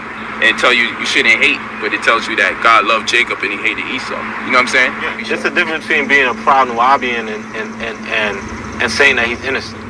Okay, that's two different people. I could be a proud Nuwaupian because I was born in Nuwaupian, but it's two different kinds of people. Are you a proud Nuwaupian, if that's the case? I can be, but how can I be a proud Nuwaupian if the Nuwaupians are saying that he's innocent and I'm saying that this happened to me? So now and see, I love that Tariq Noel can distinguish between the two. Okay, I want to be saying I'm proud to be this, but at some point you have to know when to cut ties from that religion, because they're calling themselves Nuwaupian, so I'm assuming that's some other type of religion that they were following. And to me, religion is just a way of life. You're just promising to follow a certain doctrine and lifestyle based on whatever their commandments or doctrine or rules are, laws are, etc. And that's when I walked away from the church. It's you basically, when you start to feel like your ideology, your mind, your philosophy, your mindset does not align with what other people are talking about who's in that same religion, then you have to know right then and there you're probably not meant to be a part of that religion, or maybe you need to find another way to worship where you can still be under that religion, but maybe having more different, just walking with a crowd that thinks the way you think. It is. You see how we sitting down talking. That's. But see, the thing is that, you now is my word against the master teacher's word, and whose word is they gonna take? I know one thing the master teacher always taught is that when you're looking at the sides of the truth, there's his side, her side, his or her side versus his or her side. But really, in actuality, it's just the truth. Your side, their side, and just the truth. There's only one. There's only one truth. And to me, the truth lies with Tariq Noel. So, you guys, let me know what you think about this video in the comments below. And I'll see you guys in the next video. Take care of yourselves. Peace, love, and light. Again, make sure to wear your mask and stay safe out there, guys. The Delta variant is out of control. It is no joke. I pray for our children as they enter into the school year that they are safe and healthy and have an excellent school year. And when you guys, if you get your vaccine, I forgot to say in the other videos, we'll try to make sure to get the Pfizer one. I'm not a doctor. I want to throw that disclaimer out there. I'm not a healthcare professional, but just from my research and things I've heard, the Pfizer one is supposed to be the best vaccine to get out of the 3. But again, you know, of course, talk to your doctor, do your research, make sure that's going to be the best vaccine for you. And I will see you guys in the next video. Bye.